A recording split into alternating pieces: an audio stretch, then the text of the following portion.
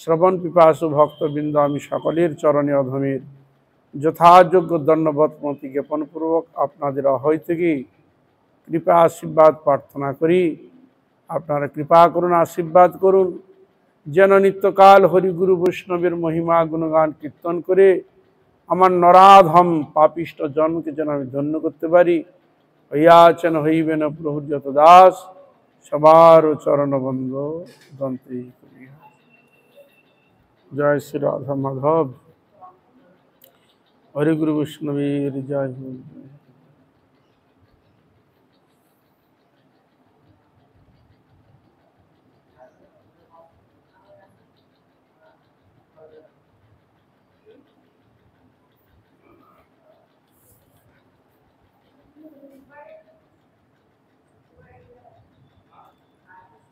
আমরা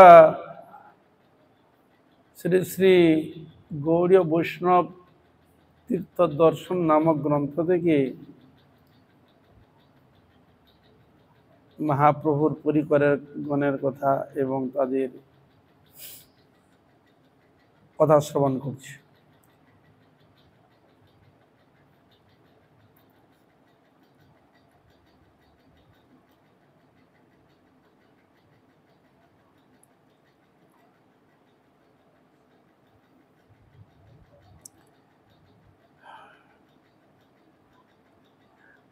আমরা গড়বেতার কথা শ্রবণ করছিলাম, এখন চলছে প্রসঙ্গ।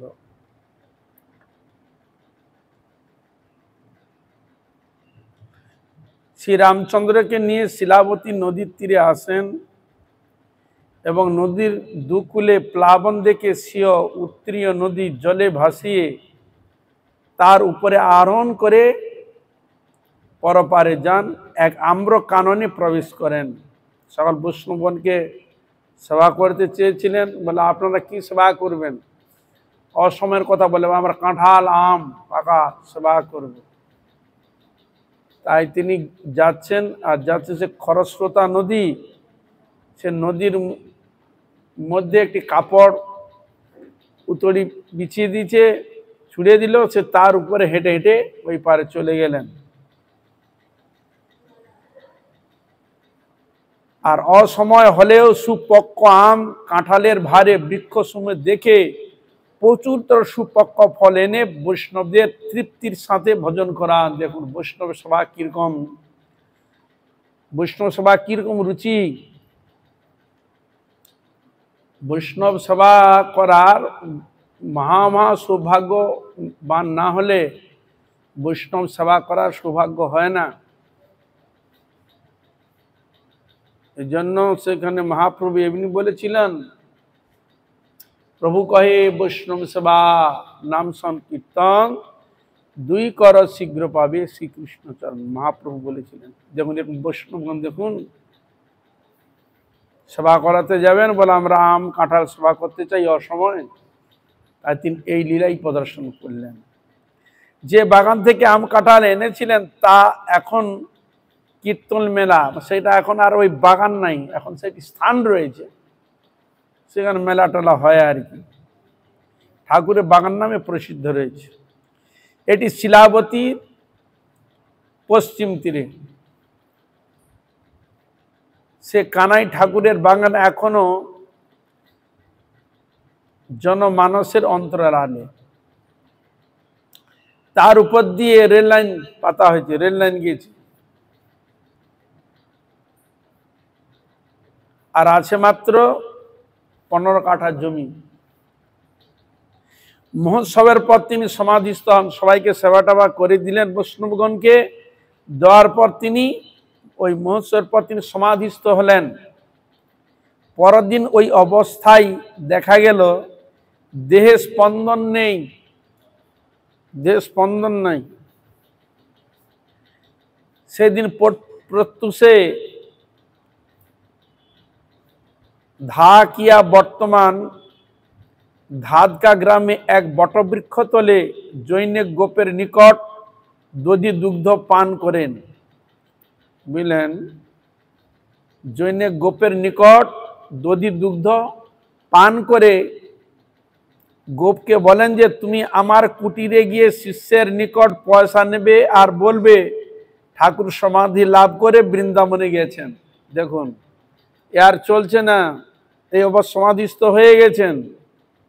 আবার তিনি আবার বটবৃক্ষ তলে এক গোপের কাছে দুধ আর দই সেবা করেছেন। দই সেবা করে বললে পয়সা তো সে চাইবে, বলে তুমি আমার কুটিরে গিয়ে আমার শিষ্য, ওনার শিষ্য আছে, তার কাছে তুমি পয়সা নিবে আর বলবে ঠাকুর সমাধি লাভ করে বৃন্দাবনে গিয়েছেন, সমাধি লাভ করে বৃন্দাবনে গিয়েছেন। এই বলে তিনি অন্তর্হিত হন। গোয়ালাকে বলি, বলা বাহুল্য এই গোপী ঠাকুরকে প্রতিদিন দুধ দিয়ে যেত। ইনি ঠাকুরকে রোজ দুধ দিয়ে যেত। গোপ ঘটনাটি ব্যক্ত করলে শিষ্যকার হাহাকার করতে করতে ঠাকুরের দেহ স্পর্শ করতেই বুঝল যে ঠাকুর লীলা সম্বরণ করেছে। দেহ পড়ে আছে কিন্তু এই অবস্থা তার লীলা চলছে। তাহলে এবার আপনারা চিন্তা করুন যে আমরা ভাবি মরে গেছে, নেই, তাহলে এখানে এই লীলাটা কি করে হলো? দেহতে প্রাণ নাই, পড়ে আছে, তার কাছে গিয়ে গোপের কাছে দুধ খেলো, তাকে আবার বলছে তুই পয়সা আমার কুটির কাছে আমার শিষ্যের কাছে নিবে আর আমি বৃন্দাবন যাচ্ছি। বুঝতে পারলেন তো? তাহলে আমরা জাগতিক ক্ষেত্রে বলতে পারি যে এটা নাও হতে পারে, কিন্তু ভগবানের ভক্ত তারা সব সময়ের জন্য রয়েছে। আমরা ভাবছি তিনি নেই, না, এখনো সব গুরুবর্গরা সব রয়েছে, আমাদের আশেপাশে সব রয়েছে, তারা সব দেখছে প্রত্যেক, কিন্তু আমরা দেখতে পাচ্ছি না, কিন্তু তারা দেখছে। তারা যাকে কৃপা করে দেখাবেন তার সঠিক সে দেখবে। এরকম ঘটনা হয়েছিল, ঠিক এরকম ধরনের ঘটনা। গোপাল গুরু গোস্বামীর শিষ্য আছে ধ্যানচন্দ্র গোস্বামী। পুরীতে যে রাধাকান্ত মঠ রয়েছে, যে গম্ভীরা, ওটা গোপাল গুরু গোস্বামীর মঠ, নাম হচ্ছে রাধাকান্ত, ঠাকুরের নাম হচ্ছে রাধাকান্ত। হ্যাঁ, গোপাল গুরু গোস্বামী দেহ তো অনেকদিন ছেড়ে দিয়েছে। তা একজন পুরীর তিনি গিয়েছিলেন হচ্ছে বৃন্দাবন দর্শন করতে, আর সেখানে গোপাল গুরু গোস্বামীর সঙ্গে দেখা হয়েছে। কি বুঝলেন? অনেকদিন আগে দেহ ছেড়ে দিয়েছেন তিনি, ওই পদে বসে আছেন ধ্যানচন্দ্র গোস্বামী, আর ওইখানের একজন পরিচিত উনি গিয়েছেন বৃন্দাবন দর্শন করতে, আর সেই যমুনার পাড়ে তার সঙ্গে সাক্ষাৎ দেখা হয়েছে।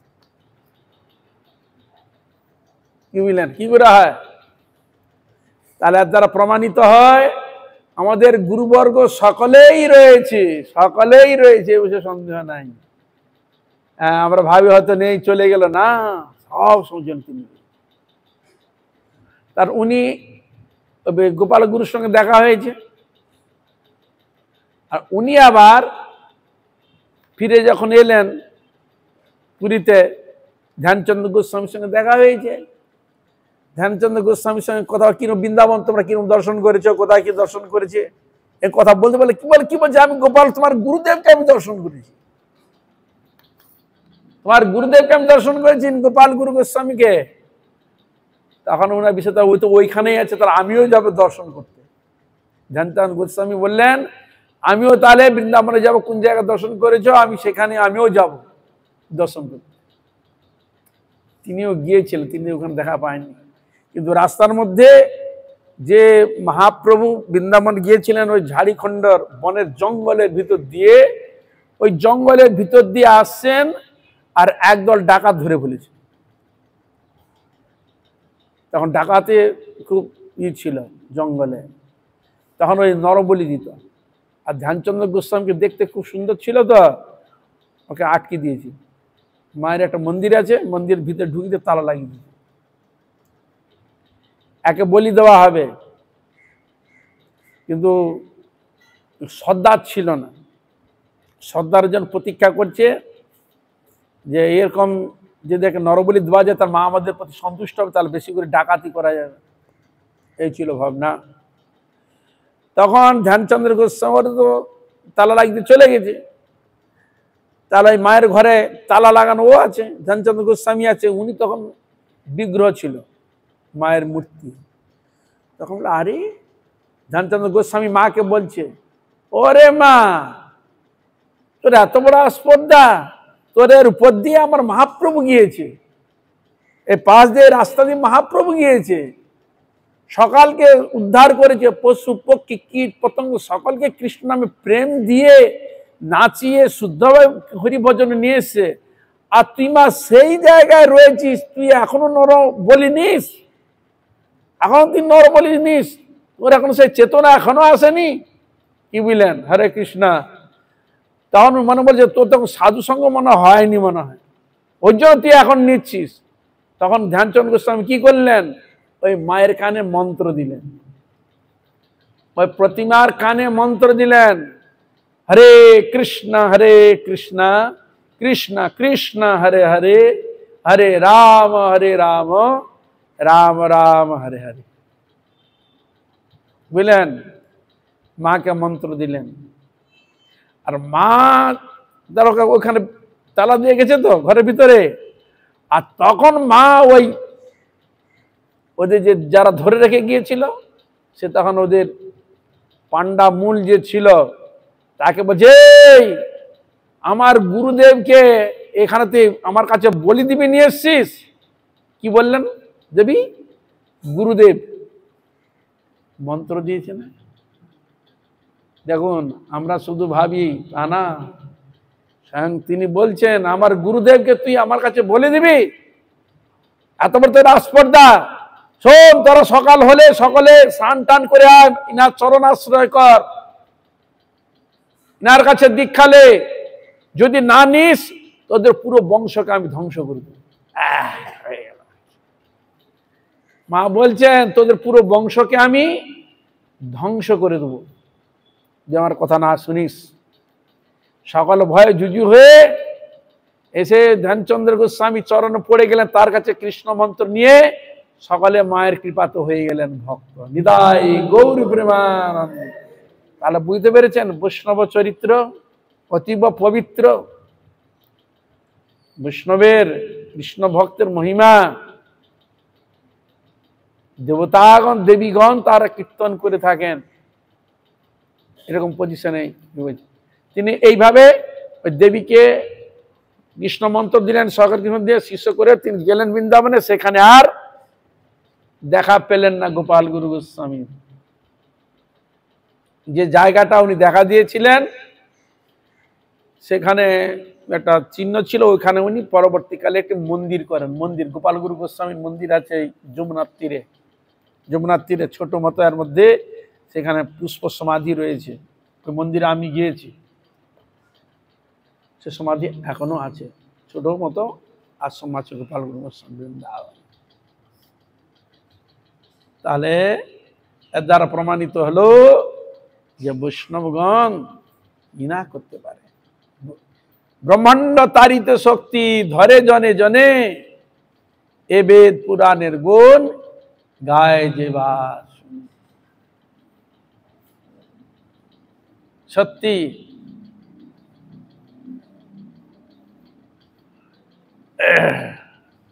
তাহলে এখানে সেই ঠাকুর দেহ রেখে দিয়ে গোপের কাছে দুধ আর দই সেবা করলেন, গিয়ে বলে আমার শিষ্যর কাছে পয়সা নিয়ে নিবি,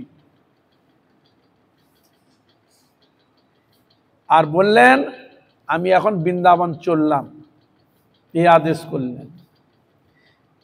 শিষ্যরা হাহাকার করতে করতে ঠাকুরের দেহ স্পর্শ করতে বুঝল যে ঠাকুর লীলা সম্বরণ করেছেন। সেখানেই তাকে সমাধিস্থ করা হয়। যেখানে ঠাকুর সমাধিস্থ হয়েও তাকে দর্শন দিয়েছিলেন ধাদকিয়া গ্রামে, জায়গাটা হচ্ছে ধাদকিয়া গ্রামে, সে বটবৃক্ষের কোনো চিহ্ন নাই। আগে বটবৃক্ষ ছিল তো, এখন আর থাকে, বহুদিনের কথা। কালের নিষ্ঠুর কুঠারঘাতে নিশ্চিহ্ন হয়ে গেছে। ধাদকিয়াতে নেমে ফুলবেড়িয়া লাইন ধরে কিছুটা গেলেই সে পুণ্য স্থানে কিয় ধ্বংস চোখে পড়বে, কিছুটা দর্শন পাওয়া যায়। কানু ঠাকুরের সমাধির পাশেই তার শিষ্য রামচন্দ্র গোস্বামীর সমাধি।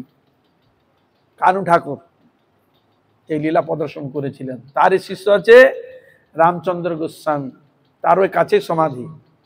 শ্রী গুরুদেবের আরাধনার প্রসাদী ফুল, চন্দন, মালা আদি স্বীয় সমাধির উপর নিক্ষেপ করার জন্য শ্রী রামচন্দ্র গোস্বামী নির্দেশ দিয়ে গেছেন। তার বংশধরেরা সে নিয়ম আজও পালন করে গেছেন। কি বললেন? গুরুদেবের যে প্রসাদী যে মালা, সে মালা তার শিষ্যের সমাধিতে যে দিতে হবে, মানে যতদিন যারা সবাই আসবে, ঠিক এইরকম নিয়মে এখনো চলেছে। যেমন আমাদের গুরুবর ঠাকুরের মালা ভগবানকে দেওয়া হলো, গুরুবর দিয়ে ঠাকুর ওই মালাগুলো যখন হবে, ওই প্রসাদী মালা সব গুরুবর্গে দিবে, যেমন দেওয়া হতো, এখনো সেই নিয়ম চলে এসছে। গুরুবর্গের প্রসাদী মালা যাই যে দেওয়া হলো, ঠাকুরের এত দেওয়া, সে প্রসাদী মালা দেওয়া হলো, বুঝলেন? এইভাবে পরম্পরাগত হয়ে আসে, এখনো সেই নিয়ম আছে। সেই জন্য এই সমাধিটি বেদির আকার নেয়নি, কিন্তু আয়তনে বৃহৎ। কার্তিক পূর্ণিমায় রাস উৎসবে এখানে মেলা উৎসব অনুষ্ঠান হয়। ঠাকুর কানাইয়ের চতুর্থ অধস্তন অন্নবায় বোধখানা থেকে ভাজন ঘাটে শ্রীপাঠ স্থাপন করেন। পরবর্তীকালে ভাজন পাঠে শ্রীপাঠ স্থাপন করেন ভাজন ঘাটে।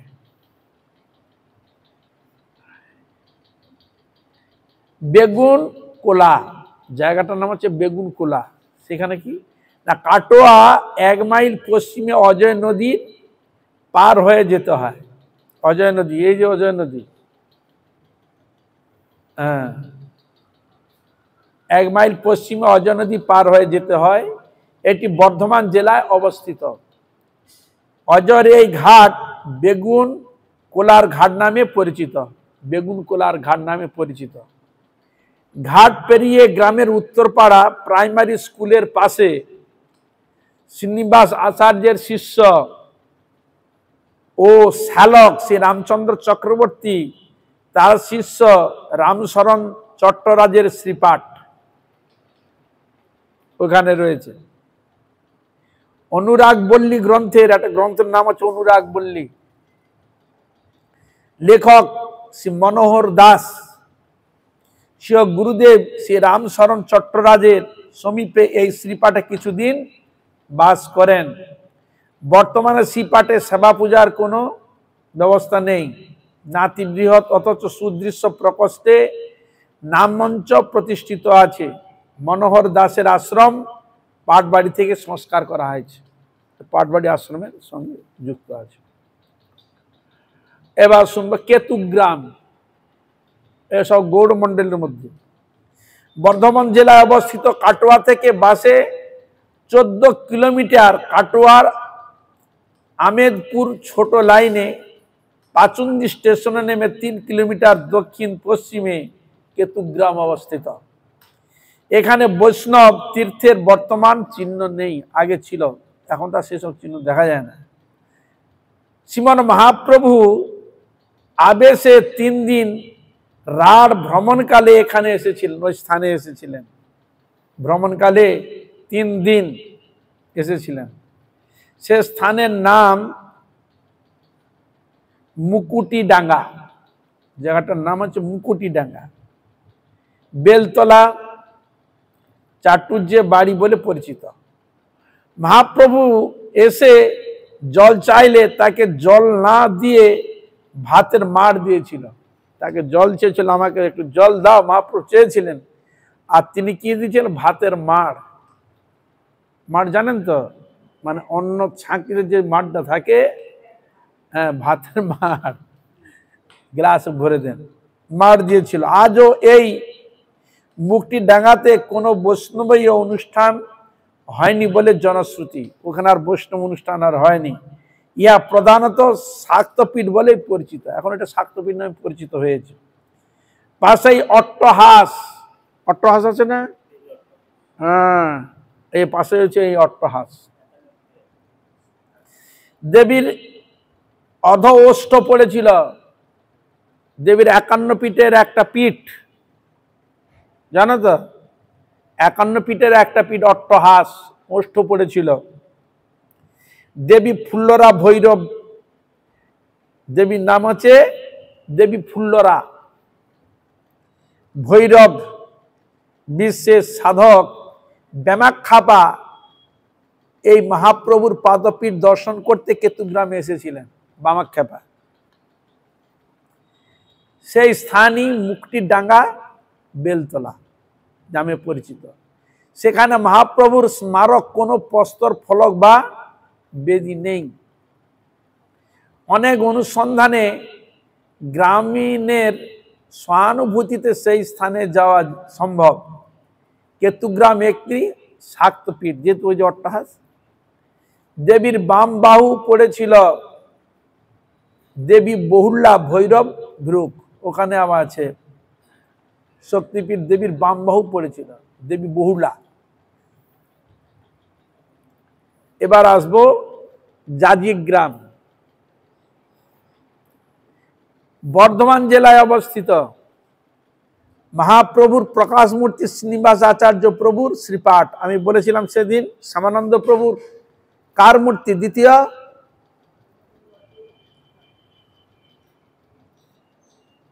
অদ্বৈত প্রভুর দ্বিতীয় দেহ শ্যামানন্দ, আর নরোত্তম দাস ঠাকুর কার দ্বিতীয় অঙ্গ?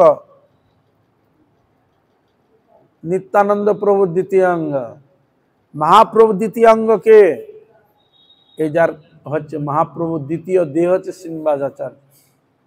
এই বললেন মহাপ্রভুর প্রকাশ মূর্তি, এই যে বলে দিচ্ছে মহাপ্রভুর প্রকাশ মূর্তি আচার্য শ্রীনিবাস আচার্য প্রভুর শ্রীপাঠ। কাটোয়া বর্ধমান ছোট লাইনে, এখন আর ছোট না, এখন বড় লাইন হয়ে গেছে। অথবা বাসের জাজিগ্রাম 3 কিলোমিটার জাজিগ্রাম আচার্য প্রভুর লীলা বিজড়িত স্থান। পিতার অন্তর্ধানে চাকুন্দি থেকে মাতার সাথে মাতামহের আবাস জাজিগ্রামে এসে স্থায়ী বসবাস করেন। পিতা যখন অন্তর্ধান হয়, আমার দেহ রাখেন, তখন তার মা বাড়ি চাকুন্দি থেকে মাতা সাথে মাতামহের আবাস জাজিগ্রামে আসে। আপনার বাড়ি ছিল চাকুন্দি, এলেন জাজিগ্রাম, এসে স্থায়ী বসবাস করেন। জাজিগ্রামবাসী গোপাল দাস চক্রবর্তীর কন্যা দ্রৌপদী দেবীকে বিবাহ করেন। কে? শ্রীনিবাস আচার্য। বিবাহের পর তার নাম হয় ঈশ্বরী দেবী। ওনার স্ত্রীর নাম আগে ছিল দ্রৌপদী, এখন তার নাম হলো ঈশ্বরী দেবী। পশ্চিম গোপালপুর নিবাসী রঘুনাথ চক্রবর্তীর কন্যা গৌরাঙ্গ প্রিয়াকে দ্বিতীয় পত্নী রূপে স্বীকার করেন। তার আর এক পত্নী ছিল শক্তি। ইনি হচ্ছেন গোপালপুর নিবাসী রঘুনাথ চক্রবর্তীর কন্যা, নাম আছে গৌরাঙ্গ প্রিয়া। তাহলে তার প্রথম শক্তিকে ঈশ্বরী দেবী, আর দ্বিতীয় শক্তিকে না গৌরাঙ্গ প্রিয়া দ্বিতীয় পত্নী রূপে স্বীকার করেন। প্রথমা পত্নী গর্ভে 2 সন্তান, প্রথম স্ত্রী গর্ভে 2 সন্তান হয়, বৃন্দাবন চন্দ্র ও রাধা কৃষ্ণ। প্রথম স্ত্রীর গর্ভে সন্তান হয়, সে সন্তানের নাম হচ্ছে বৃন্দাবন চন্দ্র আর হচ্ছে রাধা কৃষ্ণ। দ্বিতীয় পত্নীর গর্ভে 1 পুত্র 3 কন্যা হয়। পুত্রের নাম হচ্ছে গতি গোবিন্দ ও কন্যা ত্রয়ের নাম হচ্ছে হেমলতা, কৃষ্ণপ্রিয়া ও কাঞ্চন লতিকা। এ হলো শ্রীনিবাস আচার্যের কন্যার নাম। তার মধ্যে হেমলতা মাতা ঠাকুরানী বৈষ্ণব জগতে সুপরিচিত। তার মধ্যে হেমলতা শ্রীনিবাসাচার্যের যে কন্যা, এর নাম বিশ্ব বিখ্যাত, বৈষ্ণব জগতে সুপরিচিত লাভ করেছে। শ্রীমন মহাপ্রভু অন্তর্ধানের পর শিক্ষাগুরু শ্রী জীব গোস্বামী পাদের কৃপায় ইনি গৌড়ীয় বৈষ্ণব ধর্মে প্রচার প্রসার দায়িত্ব নিয়েছিলেন। বুঝলেন, মহাপ্রভুর অন্তর্ধানের পর শিক্ষাগুরু ছিল জীব গোস্বামী কৃপায় ইনি গৌড়ীয় বৈষ্ণব ধর্মের প্রচার প্রসার দায়িত্ব নিয়েছিলেন। কে? হেমলতা একজন, তখন জীব গোস্বামী ছিলেন। তার কৃপাতে আজও বৈষ্ণব ধর্ম সম্বন্ধে আমরা কিছু জানতে পারি। জাজি গ্রামে আচার্যের ভজন কুটির বিদ্যমান। একটি প্রস্তরে গুরু শিষ্যের উপবেশনে কয়েকজনের সুদৃষ্টি না দেখে তিনি মাঝখানে একটি রেখা দিয়েছেন, মাঝখানে ওইটা একটা রেখা দিয়েছেন। তাতে দ্বিখণ্ডিত প্রস্তরের একটি খণ্ড এই ভজন কুটিরে আছে, তার একটি খণ্ড ওই ভজন কুটিরে আছে, অপরটি রয়েছে বৃন্দাবনে ঈশ্বরীজির কুঞ্জে আছে বলে পরিচিত। ঈশ্বরীজির কুঞ্জ রয়েছে, ওখানে শ্রীনিবাস আচার্যের বৈঠক রয়েছে। ওই গোপীনাথ মন্দির থেকে বেরিয়ে সোজা যে চলে গেছে তোর গোপেশ্বর, সোজা একটা রাস্তা চলে গেছে না, 2টা কি 3টা বাড়ি পরে ওখানে বিশাল শ্রীনিবাস আচার্যের ইয়ে আছে, ওখানে বৈঠক আছে যমুনার ধারে। তা ঈশ্বর ওইটা কুঞ্জটার নাম ঈশ্বরী কুঞ্জ, ওইখানে আছে বলে পরিচিত প্রচারিত। নিম কাঠিতে দাঁত মেজে মাটিতে পুঁতে দিলে কালান্তরে সেটি বৃহৎ নিম গাছে পরিণত হয়ে মহিমাকে অধিক লোকোত্তরীয় করেছে। উনি নিম গাছে ওই দাঁত মারতে কাঠি দিয়ে, তখন তো এরকম ছিল, তিনি পুঁতে দিয়েছিলেন, সেখানে একটি নিম গাছ হয়েছে। আছে একটি প্রাচীন তোমাল গাছ, যার নিচে শ্রী বীরচন্দ্র গোস্বামী উপবেশন করেছিলেন। একটা তোমাল গাছ আছে, ওখানে বীরচন্দ্র গোস্বামী বসেছিলেন। বীরচন্দ্র প্রভুকে নিত্যানন্দ প্রভুর পুত্র, বুঝলেন, হরে কৃষ্ণ, নিত্যানন্দ প্রভুর সন্তান, নাম হচ্ছে বীরচন্দ্র। ওখানে গিয়েছিলেন, ওই তোমাল গাছে বসেছিলেন নিচে। শ্রীপাঠে প্রবেশ পথেই আছে ডাল পুকুর, একটা কুয়ার মতো কুণ্ড মতো করা আছে, বুঝলেন, হরে কৃষ্ণ, একটা কুণ্ডর মতো করা আছে, নাম হচ্ছে ডাল পুকুর। মহোৎসবে ডাল ঢেলেছিলেন এই স্থানে, এত লোক হয়েছিল, ওই গর্ত করে সেখানে ডাল ঢেলে রেখেছিল, তাই ডাল পুকুর নামে বিস্তৃত হলেও বর্তমান স্থিতিতে পুষ্করিণীটি আবিলতায় আকীর্ণ হয়ে আছে, মানে সেটা আর পরিষ্কার না। আগে তো সেরকম ছিল, ব্যবহার করতো, তো এখন তো করে না। এটা ডাল পুষ্করিণী নামে এখনো পরিচিত হয়েছে। আর আছে প্রাচীন একটি বটবৃক্ষ, বট গাছটা আছে বহু প্রাচীন, তলাটি পাকা বাঁধানো, পুরানো গাছের প্রাপ্তির পর সে স্থানে বর্তমান বটবৃক্ষটি আচার্য প্রভুর কিঞ্চিত লীলা স্মৃতি নিয়ে দাঁড়িয়ে আছে। ওইগুলো হচ্ছে স্মৃতি, আর কি স্মৃতি পাবেন? যেমন বৃন্দাবনে ভগবান রাধাগোবিন্দ কোথায় কি লীলা করেছিলেন তার স্মৃতি সুবিধ কি রয়েছে? কুণ্ড আছে কিনা? কুণ্ড রয়েছে বৃন্দাবনে, কি পাবে? যে কুণ্ড দেখতে পাবে, সেখানে ভগবান কি লীলা করেছিলেন স্মৃতি কি পাবেন? ওই কুণ্ডটাই স্মৃতি থেকে গেছে। কি বললেন? হরে কৃষ্ণ। হ্যাঁ, তাই এখানে গাছ টাছ এগুলো হচ্ছে স্মৃতি। এর নিচে আচার্য প্রভু পরিকরের সাথে ইষ্টগোষ্ঠীরত ছিলেন, বুঝলেন, ওই যে বট গাছটা, আর নিচেই শ্রীনিবাস আচার্য তার পরিকরের সাথে ইষ্টগোষ্ঠীতে রত ছিলেন, আর হরিকথায় রত ছিলেন। তিনি বৈষ্ণব জগতে যথার্থ আধ্যাত্মিক অধ্যাপকও ছিলেন।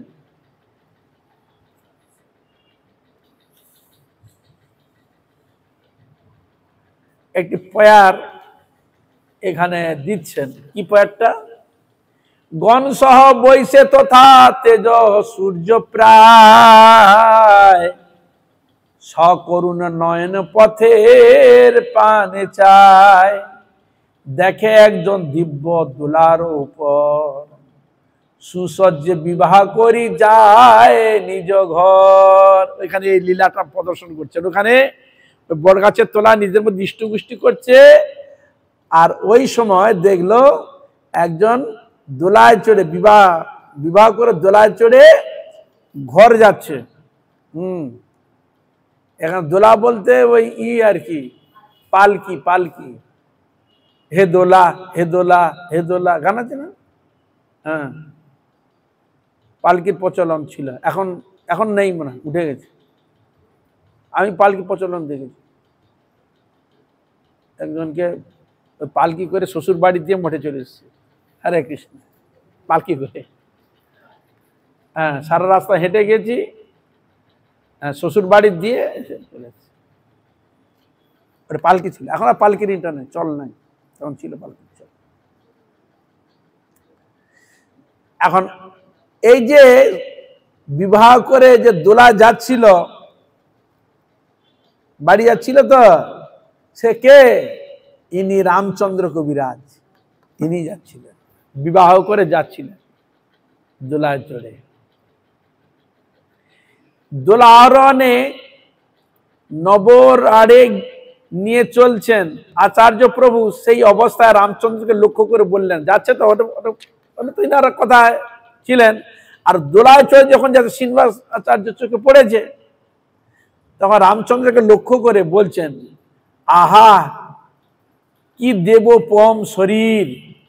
দেখতে খুব সুন্দর ছিল রামচন্দ্র কবিরাজ, দেখতে কি দেব শরীর, দেবপম শরীর।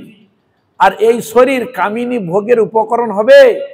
যদি কৃষ্ণ সেবায় উপকরণ হতো, না জানি কি কল্যাণ হতো। এই কথাটা উনি বলছেন।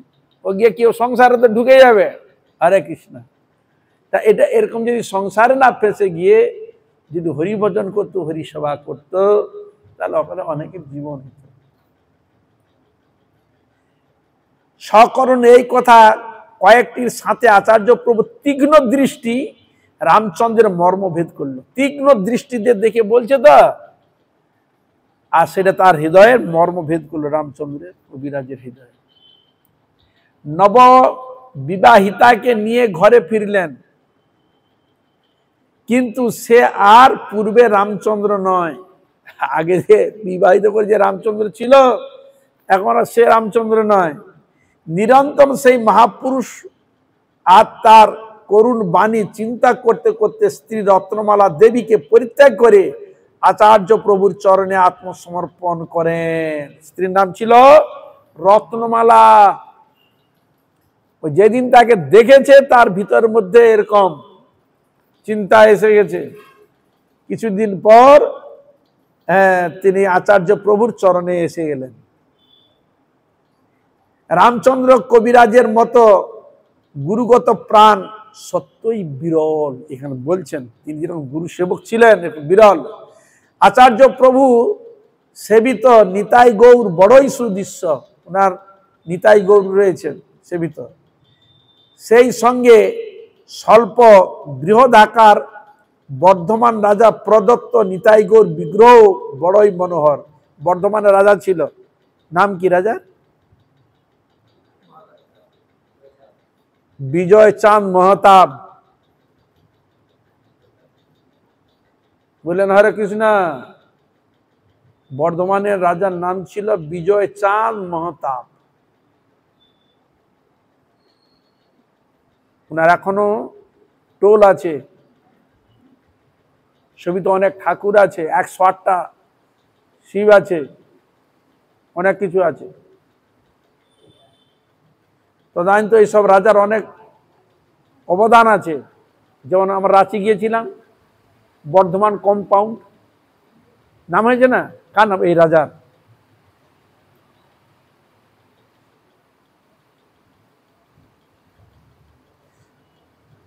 আর তখন এসব রাজারা সব ধার্মিক ছিল। এই তো বলে, রাজা প্রদত্ত নিতাই গৌর বিগ্রহ বড়ই মনোহর। আমাদের গৌড়ীয় মঠের প্রতিষ্ঠাতা ছিল ভক্তি সিদ্ধান্ত সেই ঠাকুর প্রভুপাদ। বিজয় চাঁদ মহতাবের সঙ্গে করেছেন, হরিকথা আলোচনা সভায় এসেছিলেন বর্ধমান। ছিল ভক্তি সিদ্ধান্ত সরস্বতী ঠাকুর, ডেকেছিলেন, সবাই এসেছিলেন। এছাড়া মন্দিরে বংশী বদন, রাধা মদন মোহন, বিষ্ণুপ্রিয়া, ষড়ভুজ, গৌরাঙ্গ, গোপাল মূর্তি সেবিত হচ্ছে। অনেকগুলো ঠাকুর আছে, অনেকগুলো, বুঝলেন। একবার নববৃন্দাবন হয়ে গেছে।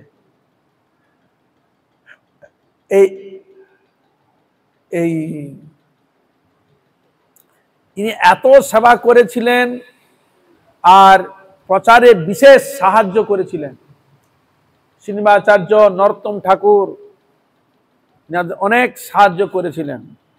এই জন্য ছিল নরোত্তম দাস ঠাকুর, তিনি যখন মহাপ্রভুর একটি গীতি লিখছিলেন, গীতি, সেই গীতিতে এই রামচন্দ্র কবিরাজের সঙ্গ প্রার্থনা করছেন। কে? নরোত্তম ঠাকুর।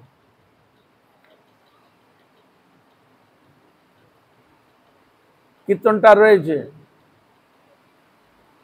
হা স্বরূপ সনাতন রূপ রঘুনাথ, ভট্ট যুগ শ্রীযুবহা প্রভু লোকনাথ, দয়া কর শ্রী আচার্য প্রভু শ্রীনিবাস, রামচন্দ্র সঙ্গমাগে নরোত্তম দাস।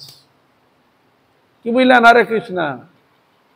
হ্যাঁ, দয়া কর শ্রী আচার্য প্রভু শ্রীনিবাস, শ্রীনিবাস রাজ্যের দয়া চাচ্ছেন, আর সঙ্গ কাজ চাচ্ছেন রামচন্দ্র সঙ্গমাগে নরোত্তম দাস। কীর্তন রয়েছে না? এবার করো, তব কৃপা বলে পাই চৈতন্য নিতাই, গৌরাঙ্গের নিজ শক্তি পণ্ডিত গদাধর, শ্রীনিবাস হরিদাস মোরে কৃপা কর, হা স্বরূপ সনাতন রূপ রঘুনাথ, ভট্ট যুগ শ্রীজীবহা প্রভু লোকনাথ, দয়া কর শ্রী আচার্য প্রভু শ্রীনিবাস, রামচন্দ্র সঙ্গমাগে নরোত্তম দাস। এই সে রামচন্দ্র। কি বুঝলেন? পারমার্থিক জগতে এরকম অনেক কিছু রয়েছে যেগুলো আমরা জানি না। তাদের চরিত্র কথা যত শ্রবণ করব, মনন করব, তত আমাদের অবশ্য মঙ্গল হবে। বুঝলেন? এ রামচন্দ্র কবিরাজ ওই শুধু ওই কথা শুনে তার হৃদয়ের মধ্যেই লেগেছিল, কৃপা করেছে। বলে না, বৈষ্ণবের আবেদনে কৃষ্ণ দয়াময়। ভগবানের ভক্ত কার প্রতি কিভাবে কৃপা করবেন, কিভাবে নিয়ে আসবেন, এটা বলা খুব বাহুল্য, বলা খুব বাহুল্য। হ্যাঁ, পরবর্তীকালে ইনারা মহাপ্রভুর কৃপা পাত্রের আচার্য বিভিন্ন জায়গায় প্রচার করেছে, বিশাল ভাই প্রচার করেছে। এবার আমরা আসবো শ্রীখণ্ড। এই বাস যায় এখান থেকে শ্রীখণ্ড। শ্রীখণ্ড, শ্রীপাঠ শ্রীখণ্ড গৌড়ীয় বৈষ্ণবের কাছে একটি বিশেষ তীর্থক্ষেত্র, বিশেষ শ্রীখণ্ড। এখানে বহু মহাপুরুষ, শ্রীখণ্ডে বহু মহাপুরুষ সাহিত্যিকের জন্ম হয়েছে, অনেক সাহিত্যিক মহাপুরুষের জন্ম হয়েছে শ্রীখণ্ডে। কাটোয়া থেকে বাসে ছোট ট্রেনে 8 কিলোমিটার দূরে শ্রীখণ্ড, বেশি দূর নয়। আমাদের এখান থেকে যেটা অনেকগুলো দেখতে পাবে, এখান থেকে যা তুমি দেখতে পাবে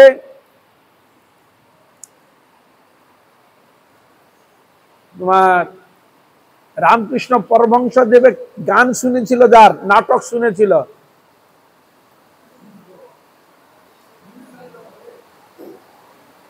এখানে বাড়ি, এখানে এই রাস্তা দিয়ে যাওয়া যায়। জায়গাটার নাম কি যেন মনে আসছে না। আর পায়ে দিয়ে চলে গড় জঙ্গল, গড় জঙ্গল দিয়ে চলে যান, চলে অজয় নদী, চলে গেল তোমার জয়দেব বিদ্যাপতি, ওখানে চলে গেল নানুর, নানুর। এবার ওইখান থেকে এবার ধীরে ধীরে বেরিয়ে যান, সব দেখতে পাবেন ধীরে ধীরে। শ্রীখণ্ড স্টপেজ থেকে 1 মাইল দূরে অবস্থিত শ্রী নরহরি সরকার ঠাকুরের শ্রীপাঠ বলে বিখ্যাত। নরহরি, নরহরি সরকারের শ্রীপাঠ বিখ্যাত। গৌর পরিকরের মধ্যে ঠাকুর নরহরি অনন্য সাধারণ, মহাপ্রভু পরিকরের মধ্যে অনন্য সাধারণ, অসাধারণ নরহরি ঠাকুর। তার গৌর অনুরাগ সকলের মন মধ্যে আসন করে নিয়েছে। মহাপ্রভু তার কি অনুরাগ ছিল। এছাড়া যাদের শুভ জন্মলগ্নে শ্রীখণ্ড অধিক মহিমান্বিত হয়েছে তাদের অবদানও কম নয়। তারা কারা? মুকুন্দ দত্ত, রঘুনন্দন, চিরঞ্জীব, সুলোচন, গৌরাঙ্গ দাস, মধুসূদন দাস বৈদ্য, যশোরাজ খান, দামোদর মহাকবি, কবিরঞ্জন, রাঘব সেন প্রভৃতির জীবন আলেখ্য মানসপটে একে রাখার মতো এতগুলো কথা বলা হচ্ছে শ্রীখণ্ডে। শ্রীখণ্ডে দামোদর পণ্ডিতের বাসস্থানটি অতি সুসংকৃত হয়ে এসেছে, যে স্থানে মহান শাক্ত বৈষ্ণব কবি গোবিন্দ কবিরাজ জন্ম নিয়েছিলেন। যেগুলো আমরা শুনি না, এই যে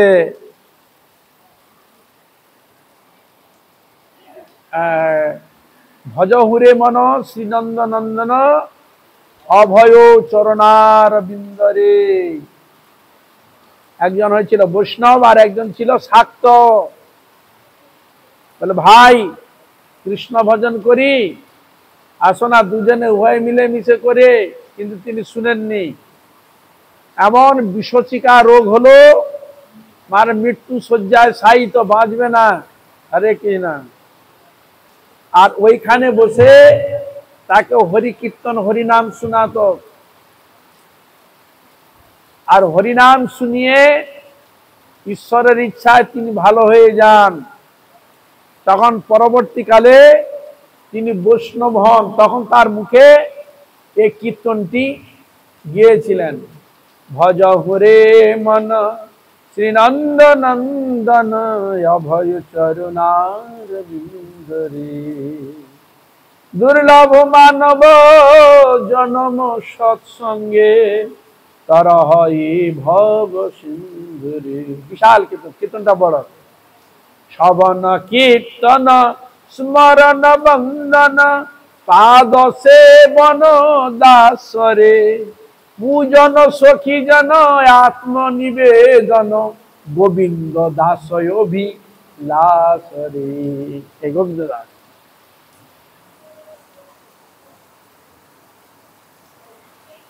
সে স্থান আজ বহু অপেক্ষা রয়েছে।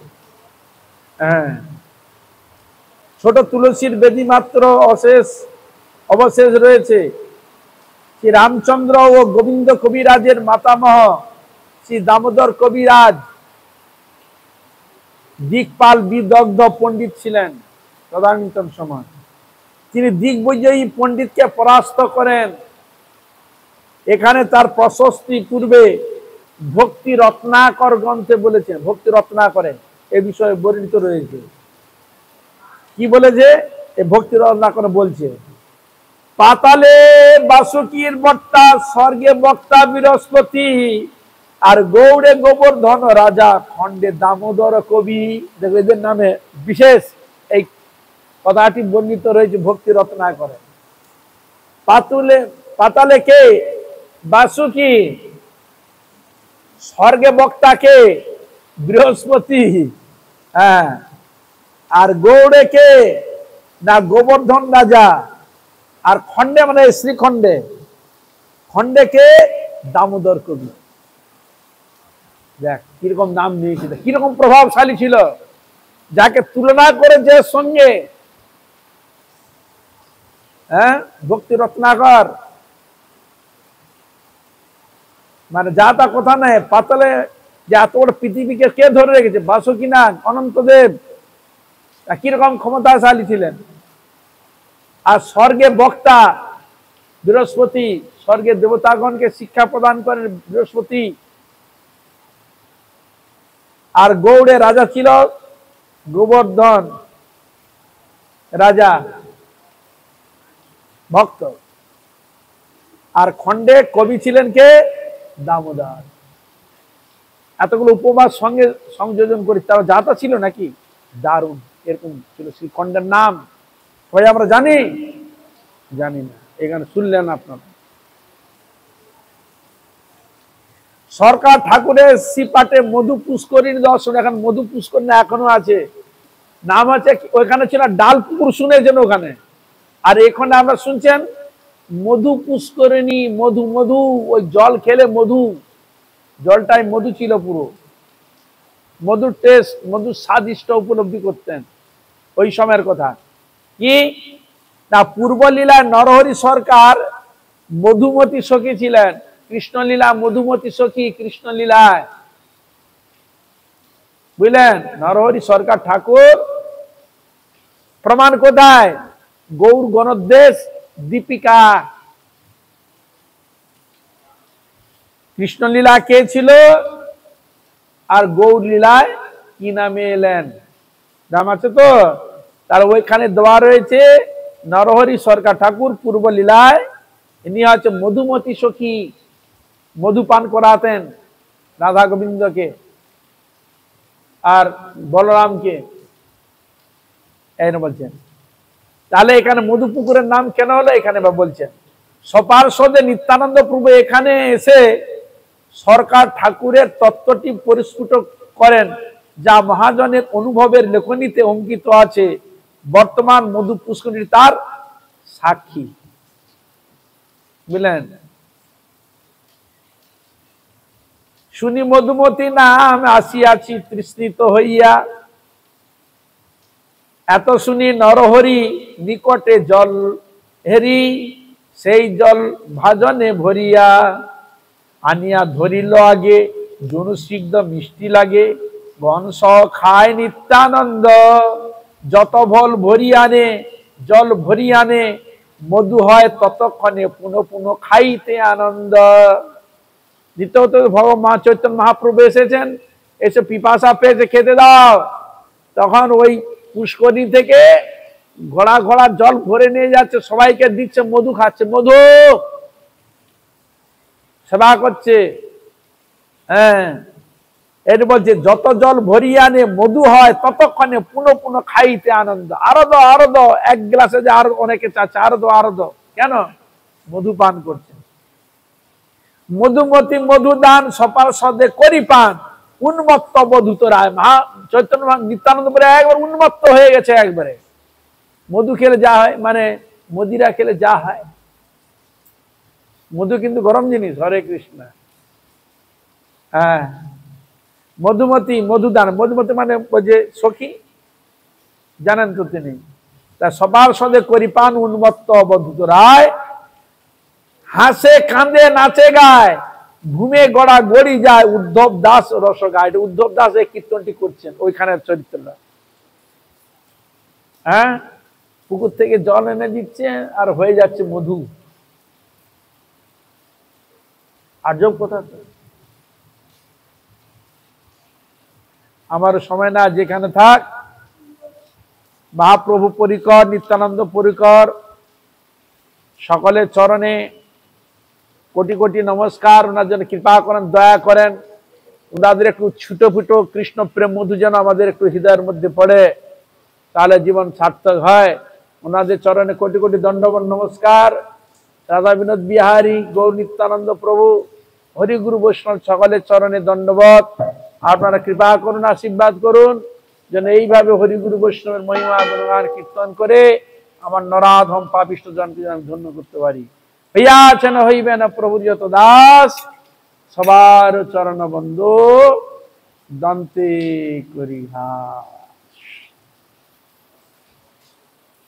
বর্ষা খুব ভালো হচ্ছে। হরে কৃষ্ণ কৃষ্ণ কৃষ্ণ কৃষ্ণ হরে হরে, হরে রাম রাম রাম হরে হরে। সবাই বলুন হরে কৃষ্ণ কৃষ্ণ কৃষ্ণ কৃষ্ণ হরে হরে, হরে Ram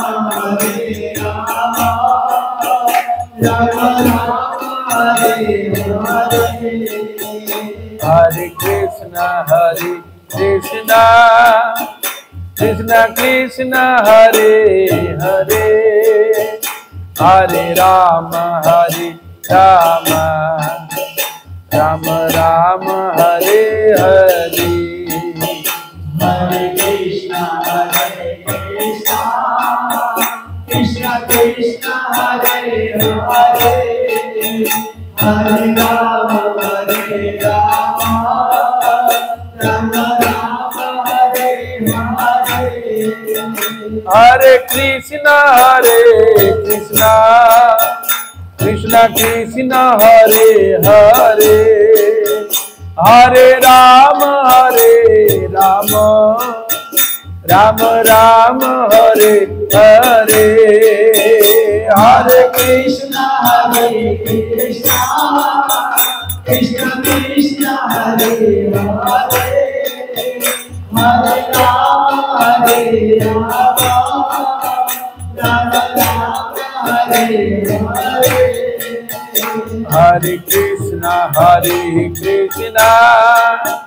Krishna Krishna Hare Hare Hare Rama Rama Rama Hare Hare Hare Krishna Krishna Krishna Hare Hare Hare Rama Rama Hare Hare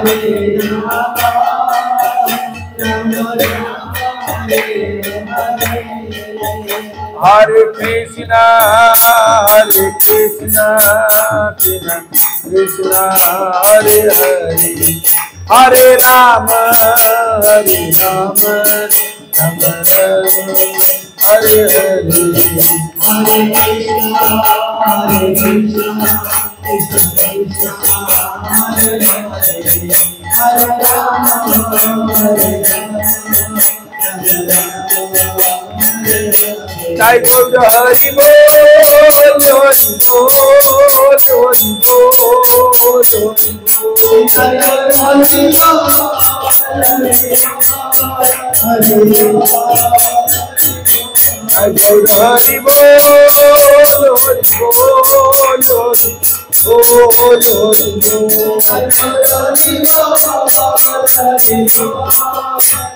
Jai Gaur Premanande Hari Bola Hari Bol जी की जय राधा रानी जय गिरिराज महाराज जगन्नाथ बलदेव सुभद्रा सुदर्शन देव की लक्ष्मी